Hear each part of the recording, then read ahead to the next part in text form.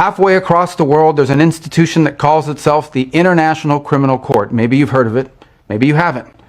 But chances are you don't know the names of its judges, of its prosecutors, or its president. And you shouldn't have to. But as we speak, the ICC and its friends are waging a war against our country, not with bullets or missiles, but with statutes and compacts and the force of so-called international law. When the ICC was born 24 years ago, they told us that it was merely a narrow backstop, a global court that would step in to prosecute only the gravest offenses, things like genocide and war crimes, and only when a nation's courts were unable to prosecute them on their own. But the truth is, it was something far more radical and extreme. It was a global tribunal staffed by unelected globalist bureaucrats who claim their power is almost unlimited. The danger of this global court has only continued to grow. Today it threatens every aspect of our political and legal system. Border Patrol agents removing violent criminals from our country. American Marines risking their lives to defend our homeland. Prosecutors working to dismantle terrorist plots to attack and kill Americans. If we stand idle, all of them would be at the mercy of foreign judges thousands of miles away, facing the constant risk of prosecution and even imprisonment for the so-called crime. Please, Mr. President, I beg you, please don't abolish the ICC. Please have mercy. Give me one reason. Why shouldn't I abolish the ICC? Because, sir, I'm finished if Digong is set free. You and your boss should be held accountable for what you did to my friend, Digong. Please, I'm begging you. I'll do anything. Just grant my request. You're worthless.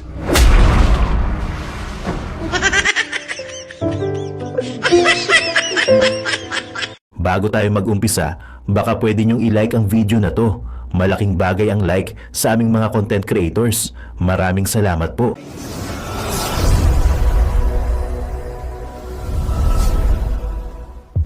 Nako guys, good news. Si Tatay Digong nasa Davao na. Alright ko. Alam nyo, pag sinasabi natin si Tatay Digong nasa Davao na o sa Pilipinas na, yung mga tanso, vlogger, ay gigil na gigil, galit na galit. Oh? Eh paano kung totoo na yan? Di ba? Ay, baka magpakamatay na kayo. So guys, sa video na to, so napanood nyo yung preview. So panoorin mamaya yung full video. Napakaganda nito. Kasi itong ICC ay wasak na guys. Pero, eto pag-usapan natin. Pero, hindi ba? Itong si President Trump ay bubuwagin niya o ipapasara niya na, didemolition niya na, or babaksakan niya ng bomba itong ICC. Alam niyo kung bakit? Kasi hindi siya nagtagumpay dito kay Bongbong Marcos or talagang ayaw niya kay Bongbong Marcos. Kasi pag hindi niya winasak itong ICC guys, ay maaaring matanggal yung mga base militar ng Amerika, ganyan. Siyempre pag manalo si BP Sara, ay tatanggalin yung mga base militar dito sa Pilipinas, ditong Amerika. Kaya ngayon pa lang kumikilos na itong ang Amerika para masabi ni BP Inday Sara na sila ay kumikilos na para mapauwi si Tatay Digong. At ito kasi ang naiisip na paraan ng ICC guys. No, yung mapauwi ng buhay pa rin si Tatay Digong. Kaya ito na, sinisimulan na guys ng Amerika ang plano nila na buwagin na itong ICC. Gaano kaya ito totoo mga babayan? At kung ito man ay gagawin talaga ng Amerika, tingnan kung anong gagawin ni BP Inday Sara kung siya ay presidente niya na mapapanatili pa rin ba ang mga base militar dito sa Pilipinas or papanatilihin ba niya dito na lang yung base militar dahil kung ang ICC ay bubugin talaga ng Amerika at kung kanyang ama ay mapapauwi na. Sa aking opinion mga babayan, okay lang. Kasi itong Amerika ay matagal na rin naman natin silang kaalyado. Di ba? Panahon pa rin naman ni Tatay Digong, di ba, ay nandyan pa rin naman yung Amerika. Na alam naman natin magkaibigan sila ni Tatay Digong at si President Trump, di ba? Kaya ngayon pa lang mag-celebrate na tayo. Pera lang dyan sa mga demonyo, mga kawatan na galit kay Tatay Digong, lalong-lalo ang mga vlogger ni Bongbong Marcos. Meron pang isang bakla dyan. Nagsabi ay pag nakauwi si Digong, sabi niya, magla-live daw siya, magpapakamatay siya. Di ba? Yan ang sabi. Abangan nyo yan. Kasi i-reveal natin ulit yung video na yan ng isang baklang tanso vlogger pag nasa Tatay Digong nakauwi na ng Pilipinas.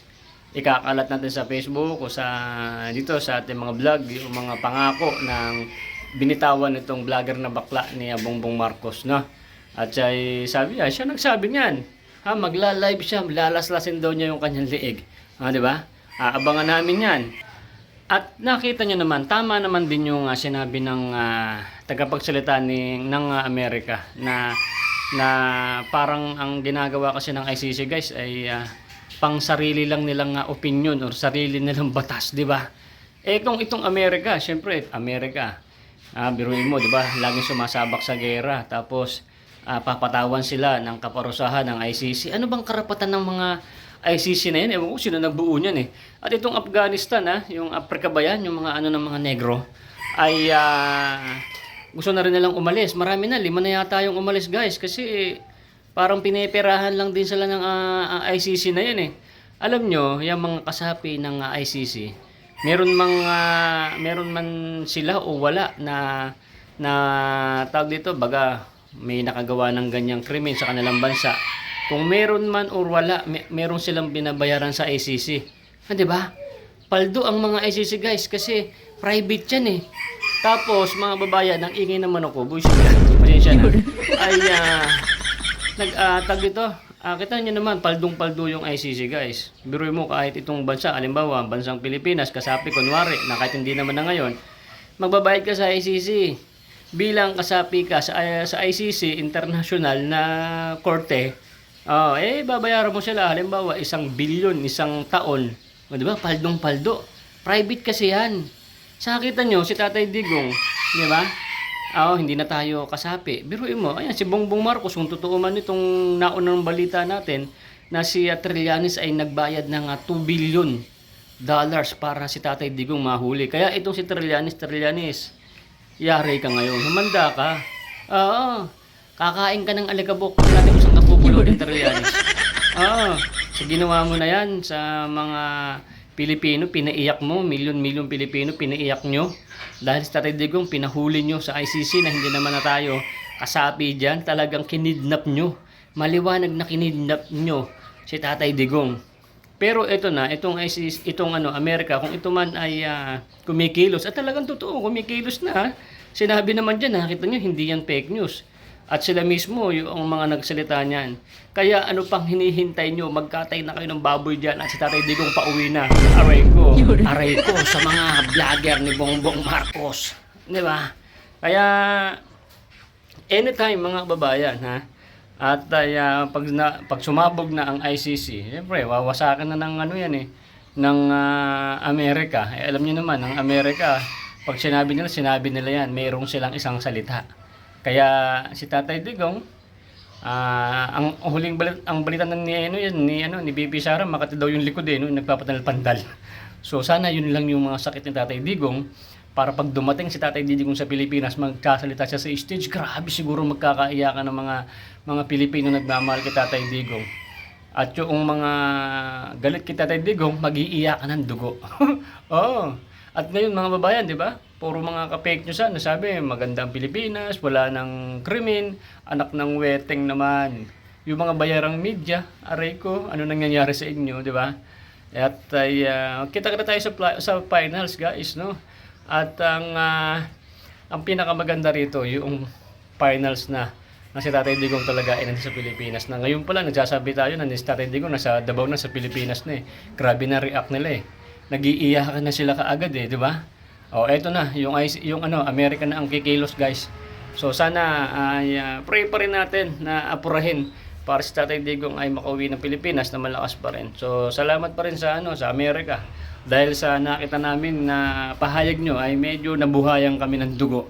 At yung mga kalaban, namatay ang mga kaluluwa nila. So i-play natin ito guys, itong full video na to. At kung nagustuhan mo itong vlog na to, baka hindi ka pa nakalike dyan. At shoutout sa iyo, sana umabot tong vlog natin sa Pluto ba o sa Neptune ba o saan ay huwag kakalimutan na mag-like at mag-ingat po kayo dyan. At kung hindi ka pa subscribe ka na dyan para lagi po kayong update sa ating mga video. Panoorin nyo guys hanggang sa dulo. I-like nyo, subscribe nyo si Boss Reaction TVPH nagbabalik. Alright, play mo na yan guys. Hindi guys, ako pala magpi-play, hindi ikaw. Shoutout sa iyo guys ha. Maraming salamat sa pag-like. Thank you and play mo na yan. Let's go.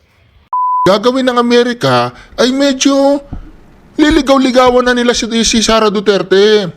Paano nila liligawan si Sara Duterte? Upang si Sara Duterte ay hindi niya paalisin ang mga base militar ng Amerika sa Pilipinas. Di pauwi ng kanyang ama, di ipakita kay Sara Duterte na anti-ICC ang Amerika. Ganyan po mga kareaksyon katalino ang Amerikano. Dahil kung hindi po nagagawin ng Amerika to at nakaupo si Sara Duterte, yung paksilika na yan, yung mga base militar ng Amerika, maisasara lahat yan. Pero gumagalaw na po ang Amerika. Gumagalaw na po si Donald Trump. Nililigaw-ligawan na po ni Donald Trump itong si BP Sara Duterte. Ano pong pamaraanan? Isara ang ICC, pauwiin si Rodrigo Roa Duterte. Hindi po nagtagumpay ang Amerika sa pagsuporta nila sa Bongbong Marcos administration upang patuloy na mamayagpag ang mga Marcoses ang kanilang mga kaalyado sa kapangyarihan dahil nararamdaman po ng Amerika na ayaw na po sila. Ayaw na po sila ng mga Pilipino. Ayaw na po ng mga Pilipino sa mga Marcoses. So ano pong gagawin ng Amerika ngayon? Naghahabol po sila ngayon. Naghahabol po sila na balang araw ay magustuhan po ni BP Sara ang Amerika. Pero I doubt it mga kareaksyon. 100% si Sara Duterte, iba pong galawan yan. Maraming makukulong. Ito, ituloy na po natin mga kareaksyon. Huwag na po natin patagalin. Donald Trump, ang kanyang galawan mga kareaksyon, upang isara ang ICC dahil kay Sara Duterte. Maniwala po kayo mga kareaksyon. Maniwala po kayo. Nito. Ayon sa pamahalaan ng Chad, labis manong nakatuon ang mga investigasyon ng ICC sa mga bansa sa Africa. Hindi rin alapantay ang pagpapatupad ng ICC ng hustisya sa iba't ibang rehiyon. Siyam sa 13 investigasyon ng ICC ay nakatuon sa Africa habang 4 lamang ang nasa ibang rehiyon. Wala rin nilang pag-uusad ng mga naturang investigasyon. Binigyan din ng Chad na 6 sa 7 taong nakadetene kaugnay ng mga kaso ng ICC ay mga Afrikano. Dahil dito, nanawagan ng Chad sa iba pang miyembro ng African Union na isaalang-alang din ang pag-alis sa ICC. Giit ng pamahalaan, hindi nangangahulugan ang kanilang pag-alis na tinalikuran nila ang hustisya para sa mga biktima. Naniniwala sila na may sapat na kakayahan ang hudikatura ng Chad na litisin at panagutin ang mga nasasangkot sa mga krimen. Sa pag-alis ito, naging ikalimang bansa ang Chad na kumakalas sa ICC, kasunod ng Venezuela, Burkina Faso, Mali at Niger.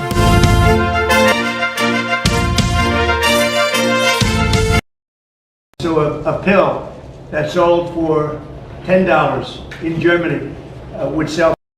The International Criminal Court is an illegitimate international organization that, frankly, illegitimate. They've made themselves illegitimate because they claim that even if you're not a member of that court, they can come after you.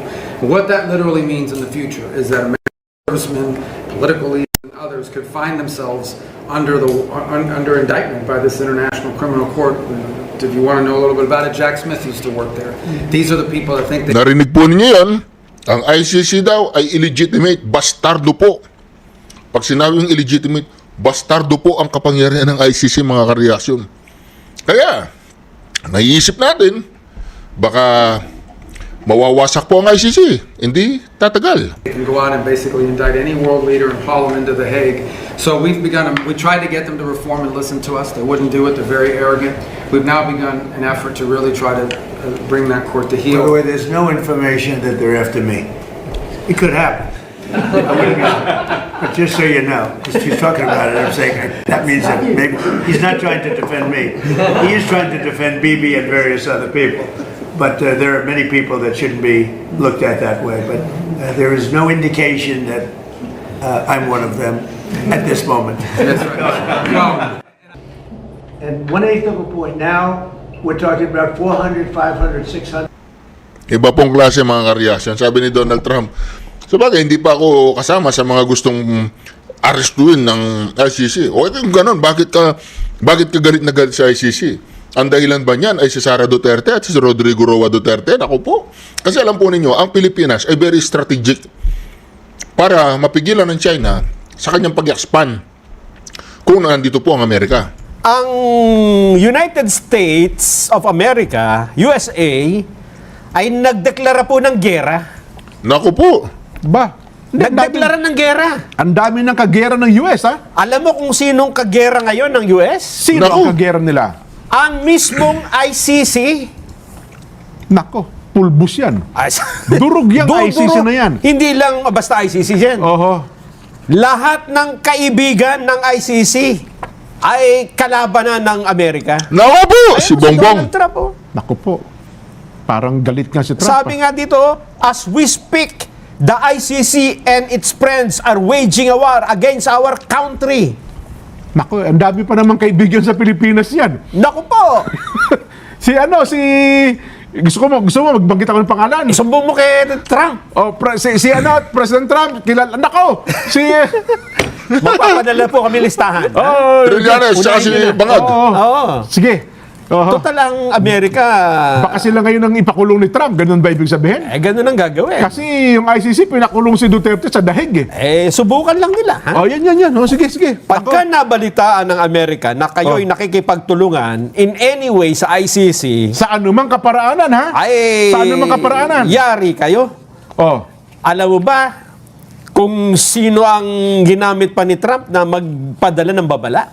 Sino? Yung mismong US Secretary of State, Aba, Marco Rubio. ay mabigat nga yan talaga. Mabigat yan. Hindi biro-biro yan. Oo. Gusto mo mapakinggan? Ano ang sabi ni US Secretary of State Mark Rubio? Eto, nagpadala nga sa atin ng, sabi niya, Mensahe? i-play nyo ito sa saganang mamamayan. Yeah, pakinggan natin. Babalaan ninyo yung lahat ng nakikipagtulungan sa ICC. Nako po, lahat yari ng ka. sumusuporta.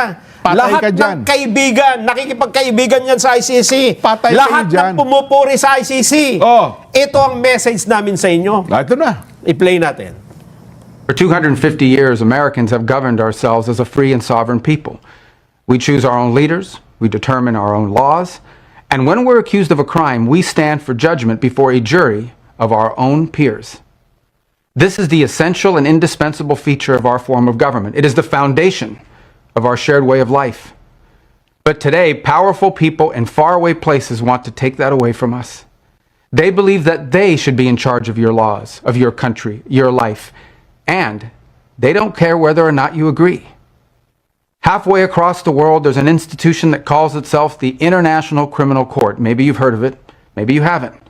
But chances are you don't know the names of its judges, of its prosecutors, or its president. And you shouldn't have to. But as we speak, the ICC and its friends are waging a war against our country, not with bullets or missiles, but with statutes and compacts and the force of so-called international law.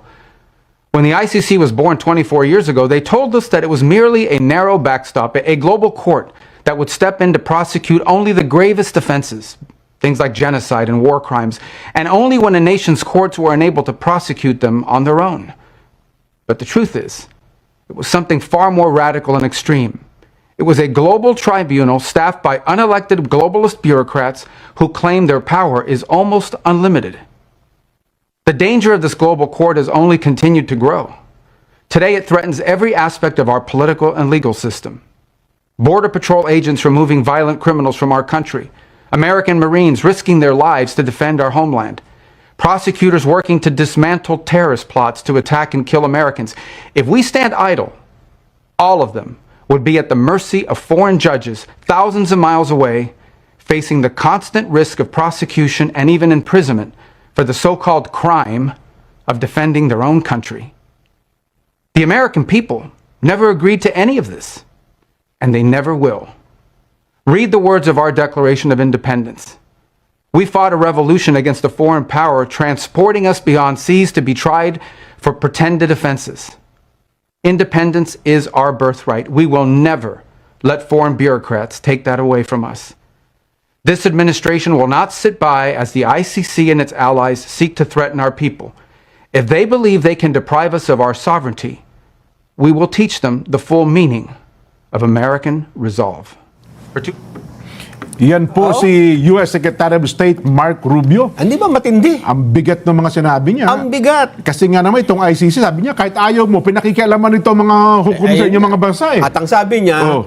ang kanilang inaasunto ay yung nagpapatupad lang naman ng batas. Yun. At dinedepensahan ng kanilang sariling bansa laban sa mga terorista o sa sino mang nais na pumatay sa kanilang mga Oo. nationalities. Parang, Diba? parang pinariringgan ng Pilipinas, ha? Ah, oo Ganyan-ganyan na nangyari sa Pilipinas, eh. Ay, ang sabi Diba? ni Secretary Marco Rubio, Oho. ay hindi kami papayag. Hindi kami papayag na yung aming mamamayan, dadalhin nyo dyan sa malayong lugar, miles away, at huhusgahan ang hindi naman sinasang-ayunan ng lahat ng mga Amerikano. The International Criminal Court, or ICC, was established in 2002 to prosecute individuals accused of genocide, war crimes, and crimes against humanity when national courts are unable or unwilling to act. But today, the world's only permanent war crimes court is facing one of the biggest crises in its history. Following the removal of Chief Prosecutor Karim Khan over serious misconduct findings, Tanggal na po si Karim Khan, mga ka-reaction. the court is now under mounting pressure from the United States and Israel. So why has the ICC become the target of two of the world's closest allies? And what does it mean for the future of international justice? We've long had quarrels with them, and we have lunatics and crazies involved in the ICC that are talking about charging members of the U.S. military, maybe even the president or a future president, with crimes. I mean, it's not going to happen. It's just not going to happen. We are not members of that court. We never signed on to that treaty. They need to understand that. If people want to sign on and be a part of that stupid organization, they can. But we're not going to be a part of it. To understand the dispute, it's important to know how the ICC works. Malupit po yung sinabi ni malupit po yung sinabi ni Marco Rubio, stupid organization. Ito, stupid organization. But we're not going to be a part of it. Or a future president with crimes. I mean, it's not going to happen. It's just not going to happen. We are not members of that court. We never signed on to that treaty. They need to understand that. If people want to sign on and be a part of that stupid organization, they can. But we're not going to be a part of it. Stupid organization. To understand the dispute, it's important to know how the ICC works. The court derives its authority from the Rome Statute, an international treaty signed by 125 countries. But the United States and Israel never joined that treaty. Their argument is simple, because they never accepted the court's jurisdiction. The ICC has no legal authority to investigate or prosecute their citizens or political leaders. That disagreement has existed for years, but it intensified dramatically after the Gaza war. The turning point came in 2024, when ICC prosecutors sought arrest warrants against Israeli Prime Minister Benjamin Netanyahu and former Defense Minister Yoav Gallant over alleged war crimes in Gaza. Earlier, the court had also issued a warrant for Russian President Vladimir Putin over the deportation of Ukrainian children. Since then, Washington has imposed sanctions on senior ICC officials, arguing the court is overstepping its mandate. Israel has rejected the warrants outright. However, those warrants remain legally valid because they were issued by ICC judges after reviewing the prosecutor's applications, not by Karim Khan acting alone. A third development that happened in recent days is the decision, supported by a large majority of states, to oust the General Prosecutor of the International Criminal Court. I believe this has exposed the fact that this man not only faced accusations of sexually harassing several women on his staff, this was the reason he cancelled his visit to Israel and abandoned his earlier statements regarding the Israeli legal system and the need for a thorough review, and immediately pivoted to pursuing arrest warrants against me and against Yoav Gallant, the former defense minister. Netanyahu argues the prosecutor pursued the Gaza case to divert attention from allegations against himself. Israeli officials have since called for the arrest warrants to be withdrawn. Human rights organizations and legal experts disagree. They argue the prosecutor's personal conduct and the legal merits of the Gaza case are separate issues because the evidence was reviewed independently by ICC judges before the warrants were issued. The battle has now moved far beyond one prosecutor. The United States has sanctioned senior ICC officials, warned partner nations against supporting the court, and repeatedly challenged its authority. At the same time, the ICC is searching for a new chief prosecutor while facing growing political resistance from several governments. Supporters fear that sustained pressure could weaken the court's ability to investigate future war crimes. Critics, however, say the ICC has expanded its powers beyond what sovereign nations ever agreed to. At its core, this is no longer just a story about Karim Khan or even the Gaza war. It is a debate over who gets to enforce international law. Should an international court be able to prosecute leaders accused of war crimes, even if their countries reject its authority? Or should sovereign states alone decide whether their leaders can be investigated? As the ICC enters a new chapter under interim leadership, that question... Tatagalugin po natin yan. Huwag kayo pong mag-alala mga ka-reaction. Wait nyo lang, tatagalugin natin. Ita-translate po natin yan. Yung una pong sinabi, ang sinabi po doon, si Karim Khan daw tsaka si Bongbong Marcos ay hindi nila alam kung mag-boyfriend. Yun po, yun ang pagkakaintindi ko ha. Shape not only the court's future, but also the future of international justice itself. Ako mga ka-reaction ito, tatagalugin na po natin mga ka-reaction. Ang sinabi po doon mga ka-reaction na ang ICC daw ay pupulutin na sa kangkungan. At ang ICC daw ay talagang mawawasak na. At itong si Bongbong at saka itong si Trililing at ang kanilang mga alipores mga ka-reaction ay patuloy na po silang mapapahiya mga ka-reaction. Magmumukha po silang mga ulalo. Ito po ba ka-reaction ha? Napakalupit po na itong video na ito. Pag panoorin po natin si Atty. Topacio at panoorin po natin si Atty. SP Cayetano mga ka-reaction. Ito na, umpisa na po natin mga ka-reaction. Lumutang ang usap-usapan na pwedeng ipangtapat kay Vice President Sara Duterte ang tambalang Robredo Tulfo sa eleksyon 2028. Alright, reaction. TVPH nagbabalik reaction. Napakaganda po ng pag-uusapan natin ngayon mga ka-reaction. Ako po mga ka-reaction, ito po ha. Meron po akong ipapalabas sa inyo na napakalupit po nito mga ka-reaction. Meron pong hawak itong si Senator Cayetano patungkol kay Ping Lacson. Ako mga ka-reaction. At ito po mga ka-reaction ha. Ito po pinakamalupit dito mga ka-reaction. Papayag ba kayo na si VP Sara Duterte ang magiging Vice President niya ay si Alan Peter Cayetano? E di merong Alan Peter Cayetano 2.0, yung ama, tapos yung anak naging Vice President siya. Baka dito sa anak magiging Vice President na siya. Anyway mga ka-reaction, Sara Marcoleta pa rin tayo. Just in case lang, tanong lang yun mga ka-reaction. Papayag ba kayo? Pero ito mga ka-reaction, bago po natin ituloy itong Politico Nightly na ito, na meron pong ugong-ugong at mga usap-usapan na kung saan mga ka-reaction na ang makakalaban di umano ni VP Sara ay si Leni Robredo. Naku, gusto ko po yan mga ka-reaction. Itatabi muna po natin yan mga ka-reaction. Mamaya natin itutuloy yan. Yung usapin na Leni Robredo, Erwin Tulfo. Maganda po yan mga ka-reaction. Dito muna tayo mga ka-reaction. Let me assure you guys, di ba, whether we're talking about Senator Lacson o yung ibang nabanggit ko dati, yan, may hawak din tayo pero sa tamang lugar at panahon at sa laban, but sabi ko nga, hindi tayo pwedeng ma-distract. Ayusin natin kung anong kalaban. Ang kalaban, poverty, kalaban, kahirapan, kalaban, mataas na presyo, kalaban din ay ang corruption. At pag sinabi natin corruption, hindi lang yung tao, pe yung sistema. Yun!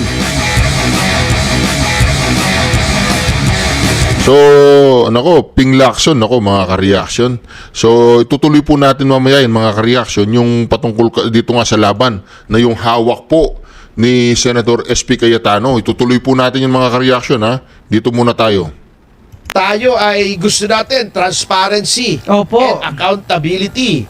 Kaya nga meron tayo impeachment kay VP Sara. At pinabubukas natin yung mga salin, yung mga bank deposits, di ba? Opo. Eh bakit hindi tayo lahat? Oh, di ba? Oo. Di ba? Dapat walang Tama luluso. naman, oh. Oo, tama. Tama yan, sir. Kasi sabi nila, bakit si VP lang? Oo, selective talaga. Kasi sabi niya, kaya siya ay bumoto upang ma-impeach si VP Sara Duterte ay dapat transparent ang lahat. Transparent ang lahat. Hindi yes. lang si VP. Hindi lang kung sino-sino dyan. Dapat lahat sila. Oo. Ayan. Kasi Kayo- bakit nga naman isa lang? Bakit Ayan. selective? Oy, kayong nag-umpisa, di lahat na kayo. So sabi nila, Oo. mag-wave na tayo ng bank secrecy. Ilabas na natin lahat ng mga sali natin. Kasi tinatago eh. Opo. Try mo, pumunta ka sa Secretary General ng Congress at humingi ka ng kopya ng sali ng kahit sinong kongresista. Oo. May magbibigay ba? Wala. Oo. Bakit? Ayaw ko Sasabihin magbigay. ng Secretary General, Malaysia and Pakistan. Alam mo yung Malaysia and Pakistan? Paki ko sa kanila. Malay ko sa kanila. Malay ko at pakialam ko. Yan. Ay, grabe. So Aray ko. eto, alam mo Grabe, yung ginawagan na ito noon eh. Opo. Ni CJ Corona nung siya ay ini-impeach doon sa trial niya. Hinamon niya ang lahat ng nanoroon ng mga senador at ang mga public officials. O eto, may waiver ako rito. O eto, pipirmahan ko. Yan, pirmado na. O, lahat tayo, pumirma. Didistribute niya. Pinirmahan ba? Walang pumirma. Oh, daya niyo naman. Siya lang ang pumirma. Ay, edi malabo. Malabo. Ang tawag doon ay KMU. Kamoteng may ulalo! Oh, grabe kayo ha. Pero alam Kamoteng may nyo, ulalo. alam mo, attorney, pag ganyan ang nangyayari sa bansa natin, nakakatulog pa ba sila? Abay, siguro. Eh parang ano, Walang parang... eyebags eh. Wala yung facelift. Ay, grabe. Maawa naman po kayo, guys. Ang laki na ng utang natin, ha? Grabe na. Hindi na maganda to. O, di ba, ito ka pinag-uusapan natin bago matapos bago mag-umpisa yung programa. Opo, nakakatakot na. Dumagdag ng 500 billion. Opo. Pagkatapos, ibibida mo yung 800 million. 800 Opo. million na naibalik. Medyo questionable pa yung Opo. basis. Eh, ang dumagdag, 500 billion agad. Ayan. Dahil nga gagawa ng rocket ship eh. Dahil sa rocket ship. Paano po yung iba nating utang? Ang laki na nila. Sino matalino nag-isip ng rocket ship? Alam mo, may duda ko. Palagay ko si Larry Gadon. Puro rocket ang nasa isip. Ano ba yung bilhin mo? Ay, ewan ko ha. Hindi sa ganon. Ay, hindi sa ganon. Kasi, di ba, Di po ba mga ka-reaction? Tama naman itong si CJ Corona. Kung talagang gusto natin tumino ang ating gobyerno, dapat ilabas na natin lahat. Di ba? Daw, Presidential mga Advisor on netizen. Poverty Alleviation. Oo, sa wala naman netizen yata yan. na ipayo. Oo. Di ba ngayon naghihirap parami. Ang sinasabing mahirap sila. Anong ginagawa ng Presidential Advisor on Poverty Alleviation? Wale! Ayan. Ay, happy 1,000 live viewers! Ayan. Maraming salamat po sa inyo and happy Friday! Yes! Happy weekend! Happy payday! Day! Wow! Talaga! Oo, diba? Sa kabila nitong pataas ng utang. Opo. Yun ang At nakakatakot. palalang ekonomiya, anong ginagawa? Ninyo! Tulig sa yung mga kalaban sa politika. Yan. Si Alan Peter ang pinupuno niya. Yun. Si Senator Susunod Pia yun, ha? Cayetano. Etong sinasabing Southeast Asian Games. Bakit si Alan Peter? Tama. Bakit siya na? Ang pumirma po dyan, yung BCDA chairman si Vince Dizon with MTD Capital Berhad. Uulitin Ayan na, ko ha, ayan sa na. mga nakamis. Oo. Yan pong kontratang yan na di umano 8.5 billion lang daw. Ganito ha. Kinover ng JVA. Tama. Joint Venture Agreement. Okay. Sasabihin ko sa inyo kung bakit. Why? Mamaya ha, mamaya. Ang joint venture agreement, ganito yan. Halimbawa tayong dalawa, Opo. mag-joint venture. May Opo. lupa ka, Aha. may pera ako. Aha. Jubes, ilipat natin sa pangalan ng joint venture agreement yung lupa mo. Tatayo ako ng building, paupahan natin o ibenta natin as condominium, hati tayo sa tubo. Or, halimbawa, ang worth ng property mo ay 50 million. Okay. Ang structure na, na gagawin ay 100 million. So, yun ang proportion natin. Okay. Halimbawa, 30 million yung iyong lupa at 70 million yung gagawin. 70-30 tayo.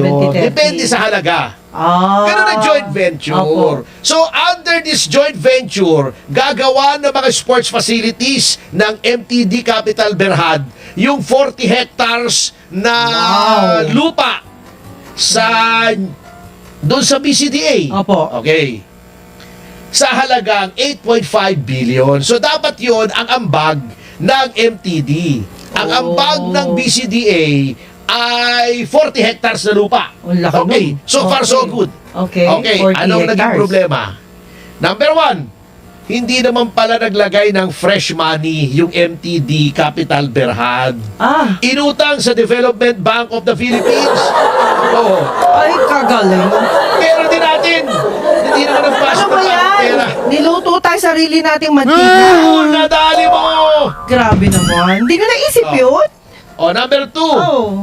Dapat yun, joint venture agreement. Halimbawa, Opo. 25 Tama years, 30 years. Parang yung ginagawa na Ayala, di ba? Ayun. Ayala style. Yun, yung properties at the end of the term ng joint venture, doon na yon sa may-ari ng lupa kasi hindi mo naman pwedeng dalhin. Opo, hindi di ba? pwedeng dalhin. Oo. Matik Or, na yun, yan matik. ay nagbibilong doon sa mga binentahan. Opo.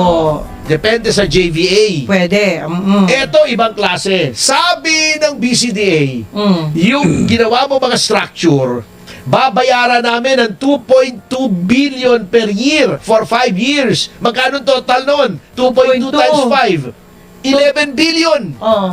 Teka muna, akala ko ba 8.5 lang yung halaga? Oo Bakit nga. babayaran mo yung MTD Capital Ba't Berhad? napunta? Bakit may tubo agad siya? Sa JBA, hindi garantisado ang tubo. Number 3, yung agreement na ililipat after 5 years sa BCDA, yung mga ginawang mga buildings, hindi po yung joint venture. Yun ay build transfer scheme. Okay, yes. bakit itinago sa pangalang joint venture? Eto, sasabihin ko sa inyo. Pag joint venture kasi, subject lamang sa Swiss Challenge. Yan. Ibig sabihin, ako yung MTD. Opo. Unsolicited ito. Meron akong ganitong offer, 8.5 billion, gagawa ng structure. May may isa o dalawa o kung ilan na mga taong interesado rin sasabihin, uy! Partnership yan. Hindi, teka Hindi. muna. Okay. Sabihin nila, uy! May offer ako sa'yo! Mas maganda sa MTD! 9 billion! Swiss Challenge ang tawag doon. Ako na kunin mo, 9 billion. Kasi pinapublish yan Opo. yung JVA. Opo. Ibig sabihin, mas mahirap gawin. Kasi meron ng presyo, 8.5. Oo. Kailangan, mas mataas doon sa presyong yon. Oh. Kung bill transfer scheme, public bidding, mas Opo. mahirap. May pagdadaanan ang proseso. Marami, oo. Mas mahigpit.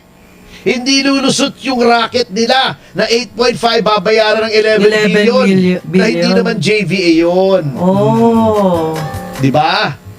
Merong nakapansin si Attorney Philip Horado na noon ang hepe ng Office of the Government Corporate Counsel. Sabi niya, oops, teka muna. Hindi pwede yan. Dapat may public bidding yan. Galing. Oo. Kaso mo, inintriga. Natanggal. Ganun Siya pa talaga. natanggal noong sinita niya. Sa pagsasabi And then ng nagtuloy. totoo. Kaya kami, dinimanda namin si Vince Dizon noong 2019. Tayo, Opo, Citizens Crime Citizens Watch. Crime Watch. Kung sa tingin namin noon ay may kasalanan si Alan Peter Cayetano bilang chairman ng Philippine SEA Games Organizing Committee Okay. o PHISOC. Okay. Ba't ganun? Philippine PHI SEA Games or PHISOC nga, tama, PHISOC, PHISOC. okay. Akala ko PISOT, iba naman yun. Anyway,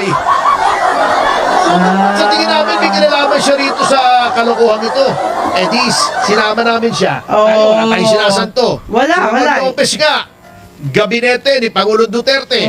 Bagamat supporters tayo ni Pangulong Duterte, dinimanda natin si Vince Dizon, tao ni Pangulong Duterte noon. Opo. Siyempre, bumaliktad na ngayon. Dinimanda natin. Dapat dinimanda natin si Alan Peter. Ayun. Eh, hindi natin. Hindi siya kasali. Kasi hindi siya kasali. Hindi siya Pagkatapos, kasali. etong si Lacson, na kapag yung mga kaalyado niya sa Malacanang ang imbestigahan, pinipigil niya, siya yung galit na Nako, boom! Si Lacson. Ano, di ba? Tawag doon. Bouncer ba tawag doon, attorney? Bouncer. Tagaharang. Oo, bouncer. Bouncer siya pag flood control. Pero ito, Bouncer. wala namang kasalanan yung tao. Yun ang pinanggigigilan niya dahil lamang sa politika. Ayun lang. Oo. Yun ang sinasabi. Procurement anomalies. Ano ba yan? Yun ang tingnan nyo. Buksan yung uli. Sapagkat yung kay Vince Dizon, na-dismiss lang yun kasi inabutan ng pandemic. Sinabi insufficient evidence. Paano hindi tayo makagalaw noon, di ba? Oo. Lockdown, walang chance. pasok ang mga tanggapan ng pamahalan. Yes, no chance to go I-reopen around. nyo yan kung talagang parehas kayo. Baka mas syempre, malaki hindi problema parehas. nila. Yan ang nangyari dyan. Yung 50 million na kaldero. O, kasama yan dun. Kasabihin na, chairman. Eh, ang pumirma nga! BCDA, hindi naman yung chairman. Pag pinaginitan niya si Alan Peter dahil magaling magtanong Yun. sa impeachment trial. Eh, kaya naman, ganun talaga, tirada attorney. nyo naman eh. Booking na booking naman kayo eh. Anyway, eto pa. Di ba sinabi natin, sa Opo. kabila ng hirap, Opo. ay kung ano-anong inaatupag. O ano nangyari dun sa wage increase? Ano nangyari? Naudlot! Naudlot! Bakit? Ikuwento mo! Ang sabi nila, eto na, sinuspinde Ang sabi daw. nila, Sinuspinde. Masarap ang patis. Di pala yun. Sinuspinde ng DOLE ang court order na yan. Kasi, Hindi ng dole. mula sa DOLE, confirm na ang court order daw Ayun. yun. Court order yun. Question. Opo. Eh, bakit ganon? Hindi, kinwestiyon itong Redicon Trading and Construction Corporation. Oh, hindi pa pala sila ready. Hindi pa ready. 72-hour temporary. Hindi, sa halip na 72 hours, status quo ante. Ay, ang lungkot naman. Ibig sabihin, kung ano yung umiiral bago nagkaroon ng wage hike, yun Opo, muna. Yun muna. Hindi kasi, eto two sides of the issue.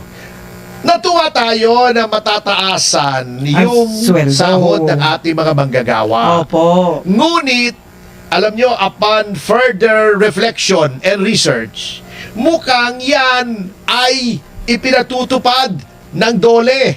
Sapagkat yung kanyang hepe ngayon, si Francis Tolentino, na nangamote. Oh, happy 1.7K live Thank you, viewers! guys. Thank you. Anyway, bumalik tayo kay Francis Tolentino. Naku po. Ito si Francis Tolentino, senador. Tumakbo yung senador yan, Olats. Oo. Kumampi kay Duterte, nanalo. Oo. Yes. Nung senador na Bumaliktad. natalo. Ngayon, gustong bumalik sa Senado, nagpapapogi, Ayun. in-appoint ni Pangulong Marcos sa DOLE. Alam mo naman si Pangulong Marcos, lahat ng talo, lahat ng sinuka ng mga taong bayan, yun ang in-appoint. Si Benhar Abalos, diba? Si Francis Tolentino, Ayun. Yung mga olats. yung mga Ayan. Olats, Ayan. Sorry po. mga Luz Valdez, Tambalus-lus. Tambalus-lus. Aray ko! Yun ang in-appoint. Nagpapapogi yata. Eto, nagpatupad ng 85 pesos. Wage hike, napakalaki. Okay sa manggagawa, pero sabi ng mga ekonomista, sabi ng mga may-ari ng mga negosyo, teka muna, baka counterproductive. Sapagkat, alam nyo, parang yun nga, yung sinasabi ko, yung parang, ano yun, yung tug of war. Yung Hilihan. lubid niyan ay, palakasan ng yung hila. haba niyan, hindi na-stretch. Pag Opo. hindi mo sa kaliwa, bibigay sa kanan. Kasama. Pag hindi, ganon, and vice Opo. versa. Pag Opo. hinili mo sa kanan, bibigay sa Kasama kaliwa. sa kanan. Oo. Ayun. Hinila mo dito, bumigay dito sa kaliwa, Wala mabuti na. para sa mga manggagawa, pero sabi ng mga may-ari ng negosyo, Sa negosyante, masama sa ekonomiya. Oh, di ba? Yung pong mga kareaksyon sinabi ni Bongbong Marcos na wage increase, isa lamang po ano yun mga kareaksyon, budol. Budol lang, oh. Ama naming Diyos na makapangyarihan sa lahat, salamat po sa iyong pagmamahal na hindi nagmamaliw. Sa gitna ng kaguluhan sa aming bansa, turuan niyo po kaming magtiwala sa iyong hustisya at hindi sa hustisya ng tao. Linisin niyo po ang aming mga puso at ituro niyo po ang tamang daan ng katotohanan at pag-ibig. Tulungan niyo po kaming maging ilaw sa gitna ng dilim at ipakita sa mundo na may pag-asa pa sa pangalan ng aming Panginoon Hesus. Salamat po sa pag-ibig po ninyo at salamat sa pagdinig ng aming mga panalangin at iligtas niyo po kami. Sa pangalawa po ninyong pagparito at patawarin po kami sa lahat ng aming mga pagkukulang at pagkakasala sapagkat ito po ang aming samutiling sa matamis na pangalan ng aming Panginoon Hesus. Amen. Sa lumang silid, mag-isa kang tahimik. Walang kamera, palakpak ay wala na. Ngunit sa bawat pader ng bayang iniwan mo, may pangalan mong di na mabubura.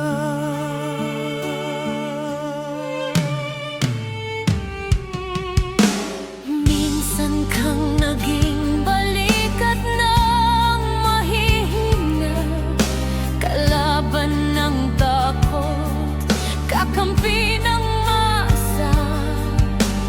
Di mo man laging nasabi ang tama, pinili mong ipaglaban ang madla. Hindi ka sakdal gaya naming lahat, pero tumindi ka nang walang pag-atras. At ngayong pagod ka na, tatay, kami naman ang sasalo ng bawat bigat.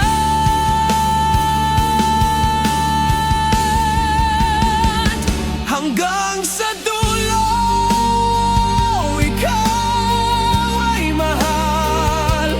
Kahit papagod na ang iyong katawan, tatay, salamat sa iyong paglaban. Ngayon, kami naman hanggang sa dulo. Di ka namin iiwan. Ang kwento mo'y dala ng bayan.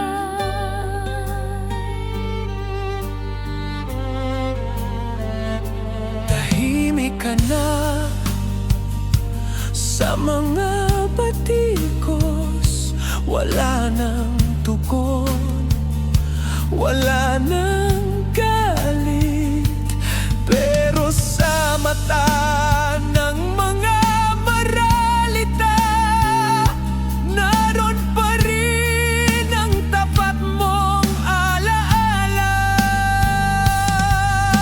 Marami mang di nakaintindi, marami pa rin ang di nakakalimot.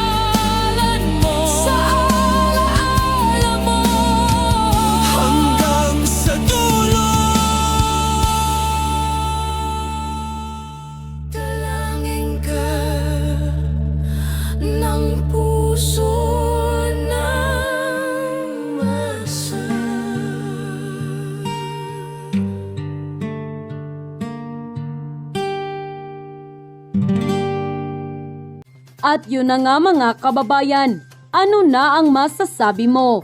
Kung mayroon kayong hinaingat komento patungkol sa balitang ito, please comment down below. Pag-uusapan natin yan sa comment section. At kung nagustuhan nyo ang video, ay huwag kalimutang mag-like at i-share na din para mas marami pang makaalam at umabot ito sa marami sa ating mga kababayan. Maraming salamat po. Mabuti pa ang sardinas, may label. Eh tayo, wala. Nay, ito na yung bayad ko sa isa, ano? O, kunin mo yung isa. Isa muna, iyan, no? Tapos, isa pa, di ba? 4 dapat na sardinas, eh. O, yan. 3 na. Pang-4 na sardinas. Okay na.